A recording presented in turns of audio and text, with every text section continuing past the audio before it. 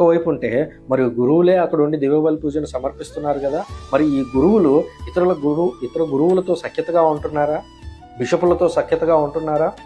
లేదా వారి కులాలను చూసుకొని ఆ కులాల్లో డివైడ్ అయిపోయి ఉన్నారా?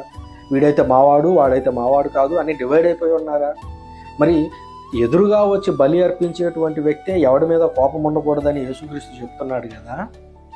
మరి బలి అర్పిస్తున్నటువంటి వ్యక్తివి నువ్వు, ఎదురుగా ఉన్నటువంటి ప్రజలందరూ కూడా కులము మతము ఏ తారతమ్యము లేకుండా మీ కర్మల ద్వారా ఈ బలిని స్వీకరించురుగా. కానీ మీ కర్మల మీద బాధ్యతను దేవుడు తీసుకొచ్చి పెట్టాడు, ప్రజలు తీసుకొని వచ్చి మీ చేతుల మీద ఆ బాధ్యతను ఉంచారు కదా.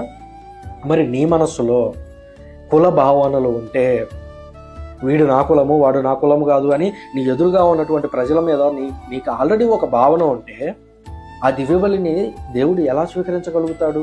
ఎదురుగా వస్తున్నటువంటి బలిని అర్పించబోతున్నటువంటి వ్యక్తిలోనే కోపం ఉండకూడదని కోరుకున్నటువంటి దేవుడు కులం అనేటువంటి భావనలతో లేదా ఇతరమైనటువంటి ద్వేష భావాలతో లేదా నన్ను తిట్టాడు లేదా నన్ను బాధ పెట్టాడు అనేటువంటి భావనలతో నీ ఉంటే ఆ దివ్యబలి పూజను సమర్పిస్తున్నప్పుడు, నీ కర్మల ద్వారా దేవునికి అర్పిస్తూ ఉన్నప్పుడు దేవుడు దాన్ని తీసుకోగలడా? సో అది ఆనాటి కేవలం ప్రజలకు మాత్రమే కాదు, ఇది ప్రజల కంటే ఎక్కువగా గురువులకు వర్తిస్తుంది.